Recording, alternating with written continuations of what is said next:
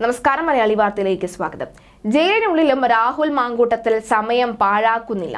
രാഷ്ട്രീയ വൈകാര്യത്തിന്റെ പേരിൽ സമാനതകളില്ലാത്ത വിധം വീട് വളഞ്ഞ് അറസ്റ്റ് ചെയ്ത് റിമാൻഡിലാക്കിയ രാഹുൽ മാങ്കൂട്ടത്തിൽ ജയിലിനുള്ളിലെ അവസരം വിനിയോഗിക്കുകയാണ്.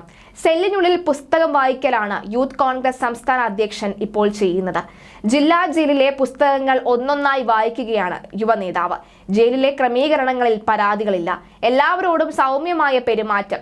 ഗവർണറെ കരിങ്കൊടി കാട്ടി റിമാൻഡിലായ SFI നേതാക്കളും മാങ്കൂട്ടത്തിന്റെ അടുത്ത കൂട്ടുകാരായി മാറിയെന്നാണ് ജയിലിൽ നിന്നുള്ള റിപ്പോർട്ടുകൾ. രാഹുലിനെ കാണാൻ VIP-കൾ എത്തുന്നുണ്ട്.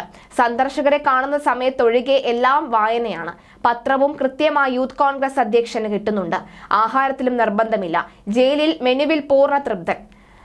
സംസ്ഥാനത്തെ രാഷ്ട്രീയക്കാർ തടവുകാരായി എത്തുമ്പോൾ വാർഡർമാർക്ക് തലവേദനയാണ്. രാഷ്ട്രീയത്തിന്റെ ഹുങ്കെല്ലാം ഇത്രക്കാർ അഴിക്കുള്ളിൽ കാണിക്കും. നിരന്തരം തർക്കങ്ങളുണ്ടാകും. എന്നാൽ യൂത്ത് കോൺഗ്രസിന്റെ സംസ്ഥാന അധ്യക്ഷന്റേത് വേറിട്ട വഴിയാണ്. രാഷ്ട്രീയക്കാരന്റെ ഒരു ജാടയും ജയിലിനുള്ളിൽ രാഹുൽ കാണിക്കുന്നില്ല എന്നതാണ് വാസ്തവം. എല്ലാവരോടും പെരുമാറുന്നത് മാന്യമായി.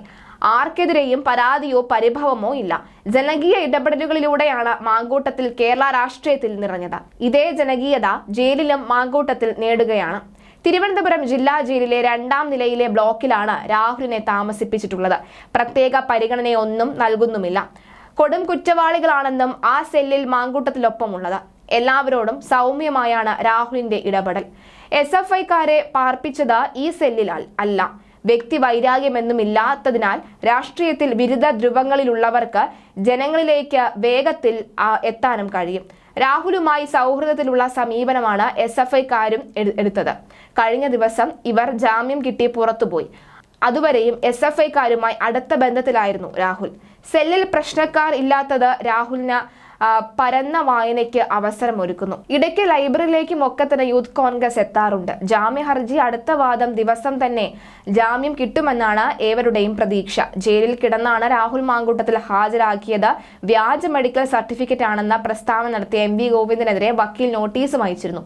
1 കോടി രൂപ നഷ്ടപരിഹാരം ആവശ്യപ്പെട്ടാണ് വക്കീൽ നോട്ടീസ് അയച്ചത്.